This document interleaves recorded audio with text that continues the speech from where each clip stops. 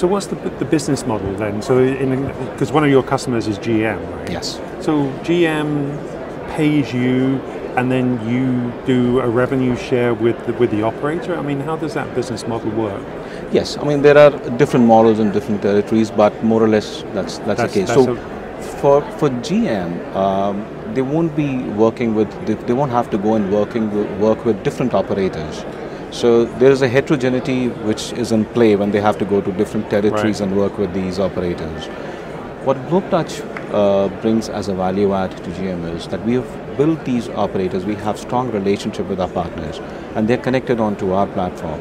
So for GM, they're looking at Globetouch as their carrier, and we are enabling services for GM. On the southbound with the operators, we manage as it is required by the operator.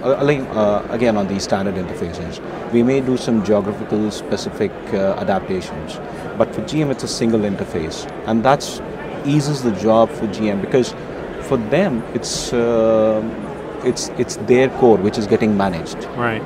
And it doesn't need to go and have an individual relationship with all the operators. So you're delivering it as a service. So in terms of how you structure your core infrastructure then, if you're dealing with, and I mentioned the Middle East because I think that's where you were doing some business, but how do you actually physically interface into the operators? How does your infrastructure interface into the mobile operators in each country? So there are standard GSM defined interfaces that we use to interface with the operators, right? And this has been there for a long time. The operators, I mean, they talk to each other. There is the roaming plays. So there are certain standard interfaces which are already in play. So basically you're utilizing those roaming interfaces. Yes, interfaces. I won't say in agreements, but it's the interfaces, and it's a standard interface. Operators love that.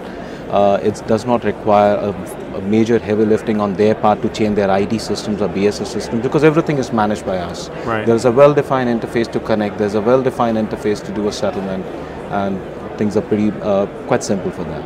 And then the interface goes into your, basically to the cloud, to a virtual EPC. Is that what happens? Yes, our cloud is essentially it's a geographical distributed network, right. Depending on the territory and various other factors, latency, geographical constraints, regulations.